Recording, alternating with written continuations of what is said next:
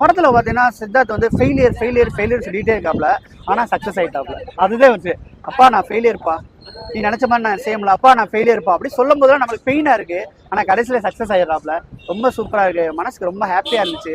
First half பொறுத்தவரை கதை தெரிஞ்சதுனால ஸ்லோ, எப்படியா இருந்தாலும் வீடு வாங்க தான் போறேன், எப்போ வாங்க போறேன்னு பார்க்கலாம்டான்னு சொல்லிட்டு பார்த்தா வீடு வாங்குறதுக்கு எவ்வளவு தடைகள் வரும், எல்லா தடையும் உடைச்சு கிளைமாக்ஸ்ல வந்து வீடை வாங்குறாங்க. ரொம்ப திருப்தியாச்சு படம். ஏன்னா சூரியவம்சம் படத்துக்கு அப்புறம் தேவயானி மேமும் சரத்குமார் சாரும் இணைந்து நடிக்கிற படம். ஸோ ரொம்ப நல்லா பண்ணியிருக்கிறாங்க. குறிப்பா மிடில் கிளாஸ் ஃபேமிலியில பிறந்த எல்லாருக்குமே வீடு வாங்கணும் அப்படிங்கிறது ஒரு மிகப்பெரிய கனவா இருக்கும். அது நினைவாச்சா அதுக்கு என்ன மாதிரியான போராட்டங்கள்லாம் எடுத்தாங்க, என்ன மாதிரி பிரச்சனைகள்லாம் ஃபேஸ் பண்ணாங்க அப்படிங்கிறத படத்துல பேச வராங்க. ரொம்ப நல்லா இருந்துச்சு. அது மட்டும் இல்லாம தன்னோட பொண்ணு வந்து வசதியான இடத்துல, தன்னோட பொண்ணும் பையனும் கஷ்டப்பட்ட குடும்பத்துல பிறந்திருக்கோம், நம்ம அடுத்து நல்லா இருக்கணும் அப்படின்னு நினைச்சு தன்னோட பெற்றோர்கள் வந்து வசதியான இடத்துல பொண்ணை கட்டி கொடுக்குறாங்க.